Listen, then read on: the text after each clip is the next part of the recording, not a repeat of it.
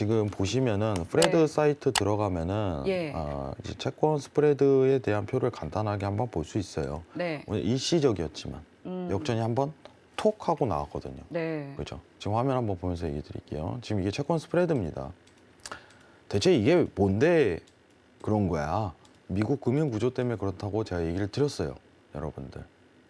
자, 근데 이게 왜 지금 역전이 드러날까라고서 얘기를 한다면은 간단하게 얘기할 수 있거든요.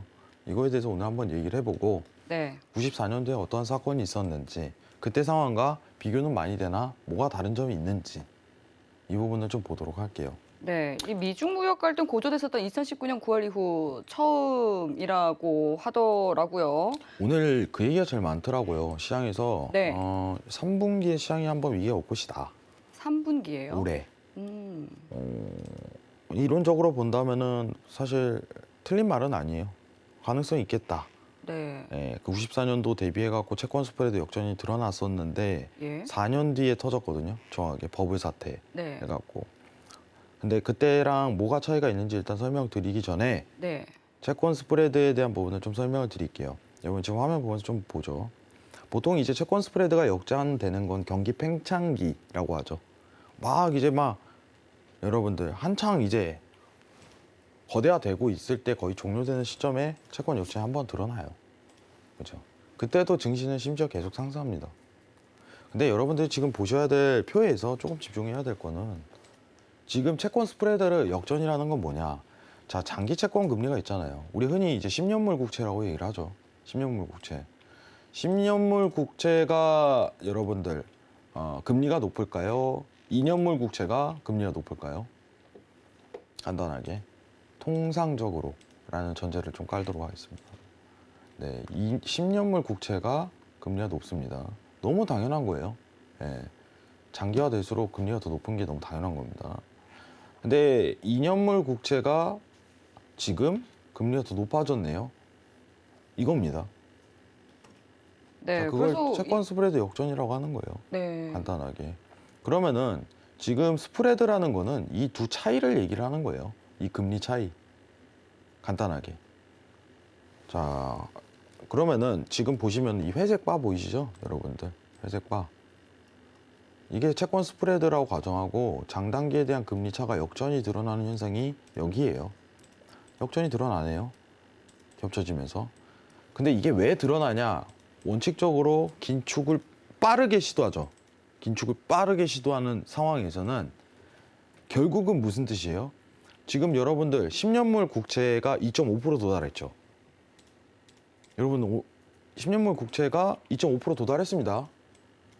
10년물 국채에 대한 상승률 속도보다 2년물 국채에 대한 상승 속도가 더 빠르다는 겁니다. 맞죠? 여러분들. 상승 속도가 더 빠르다는 거예요. 간단하게. 그럼 이 시기는요. 긴축이 너무 강하게 들어갈 때 드러나는 현상이에요. 이해하시겠죠? 이따 BOJ 얘기할 때도 자세하게 설명할 거예요. 근데 제가 이거를 설명을 드렸었는데 이 미국에 대한 파생 환경 구조 때문에 그렇다라고 얘기를 드렸었어요. 그래서 오늘은 다른 내용을 좀 꺼내왔습니다. 94년도에 보시면은 채권 스프레드 역전이 펼쳐졌었어요. 94년도. 쉽게 얘기해서 94년도랑 지금 비슷한 시기가 나오는 건 보세요. 지금 여기가 94년도입니다. 최저점을 기록했던 게. 여기서 이제 장기화에 돌입을 하고 사실상 여러분들 98년도에 찍었거든요. 그리고 우리 어떤 사태 터졌어요? 버블 사태 터졌죠. 여러분. 버블 사태. 시장 내려가고 난리 아니었습니다. 경기 팽창기의 거의 끝판이었죠. 그때 당시에. 그죠? 그리고 2008년에 나오고. 근데 이제 여러분들한테 이제 여기서부터 제 가치관을 좀 설명을 드리는 거죠. 지금 이때가 좀 장기적으로 이어질 수 있었던 이유는 이 당시 94년도 때는 저물가였어요. 그렇게 고물가에 대한 어떤 밸런스를 유지하지 않을 뿐더러 이때도 심지어 이제 정책 금리를 보시면 아시겠지만 말도 안 되는 긴축에 대해서 시도를 할 때요. 1년에 여러분들 300 베이시스 포인트 막 올릴 때예요. 3%씩 올릴 때입니다. 1년에 기준금리를. 이때 보세요. 94년도에 여러분들. 시장에서 기대하는 건 이거예요. 지금 채권 스프레드 역전이 드러나기 전이지만은 우리도 이때 이만큼 할 거지 않냐. 자, 정확하게 얘기할게요. 다시 한번 설명합니다. 이때랑 정확히 차이점을. 자, 이때 94년도 보세요. 화면 좀 작아도 확대해서 보세요. 여러분들.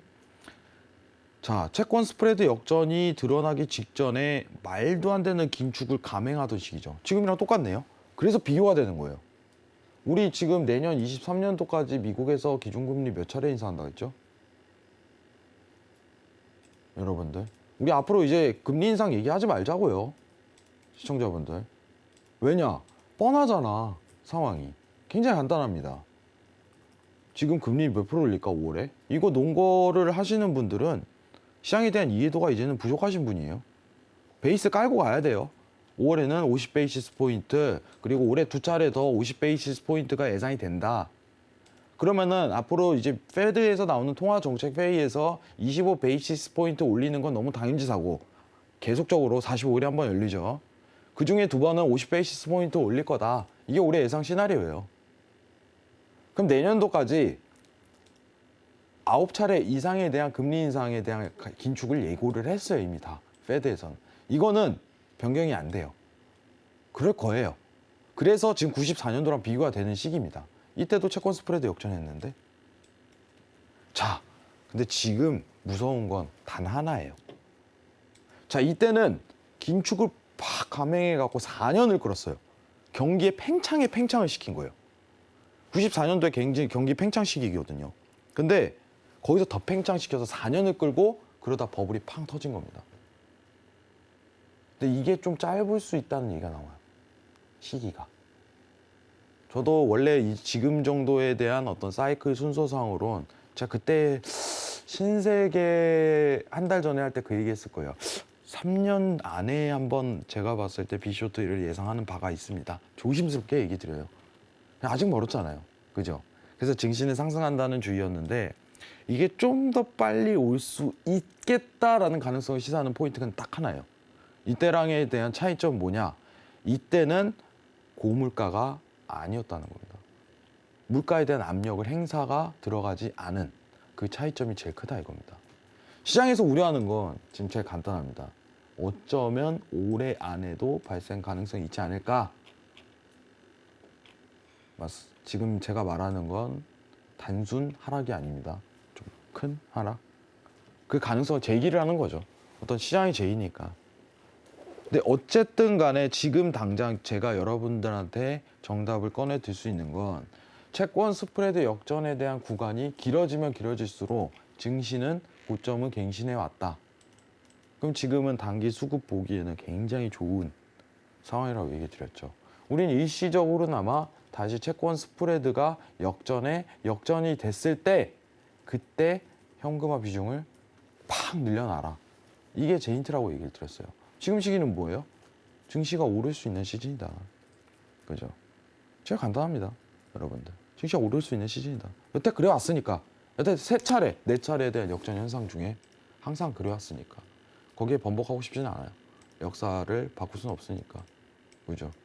그럼 증시는 저는 아직까지도 고점을 갱신한다. 이주이고 코스피는 3천선 들어갈 것 같아요. 3천선 쉽게.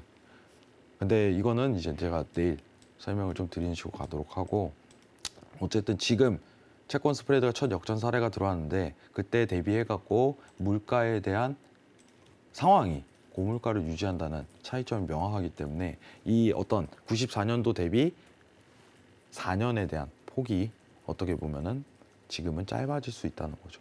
그 간격이 오히려 더 빨리 좀 도래할 수 있지 않나. 그죠? 그래서 유심히 항상 여러분들이 채권 스프레드 역전이 오늘 됐으니 계속 앞으로 일주일에 한 번씩은 체크를 해야 되는 지표입니다. 한 달에 한 번은 체크해야 되는 지표예요. 아시겠죠? 이 점을 꼭 참고하시면 좋을 것 같아요.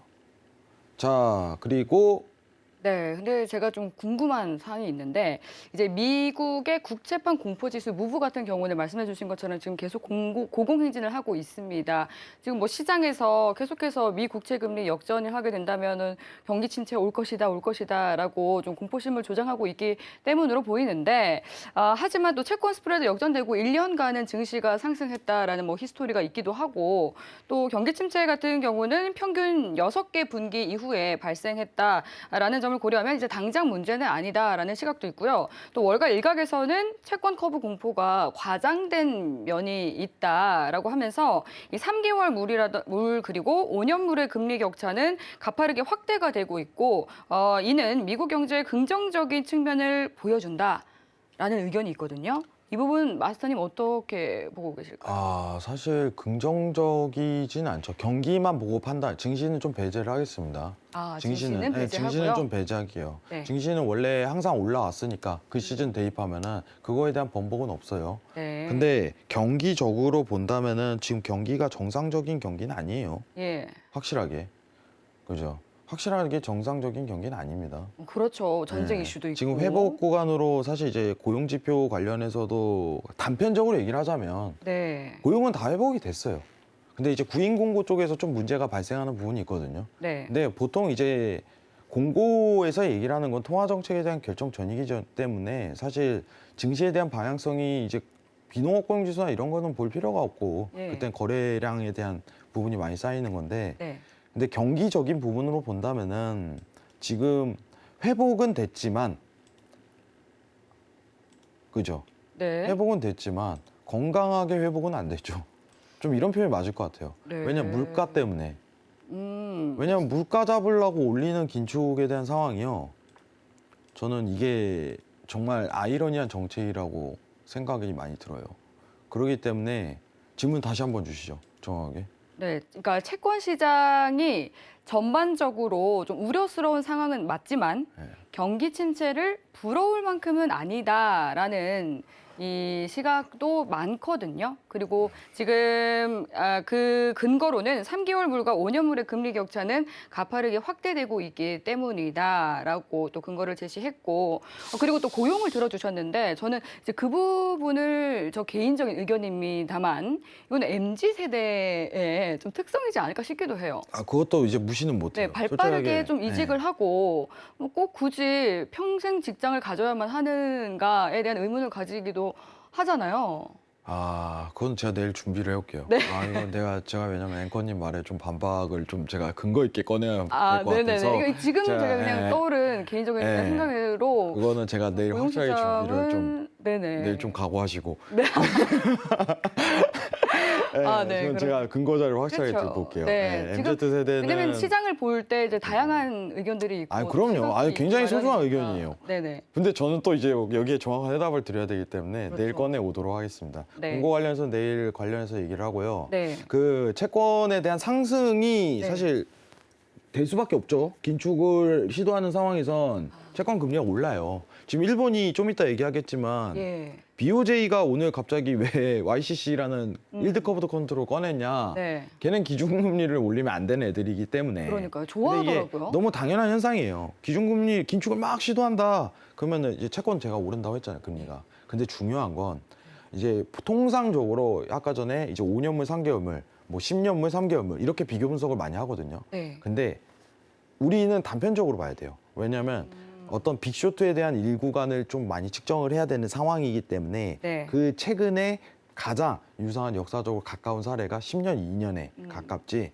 그거에 대한 어떤 너무 초단기물과 예. 너무 장기물에 대한 비교 분석은 오히려 안 맞을 가능성이 높다는 이론이 굉장히 많아요. 네. 그 부분이 많고 지금은 금리가 올라간다 이건 당연한 건데 뭐가 문제냐? 단순하게 봐야죠.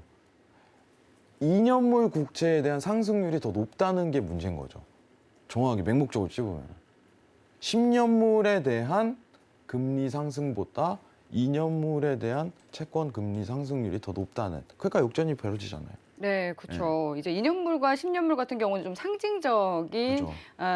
대비를 가지고 있기 때문에 네. 오늘은 제가 이거는요. 제가 네. 오늘 너무 준비한 게 더 많아요. 그러니까요. 이거는 다룰 제가 이슈가 너무 많죠. 노란톡에서 여러분들 다시 정리해 드릴게요. 아시겠죠?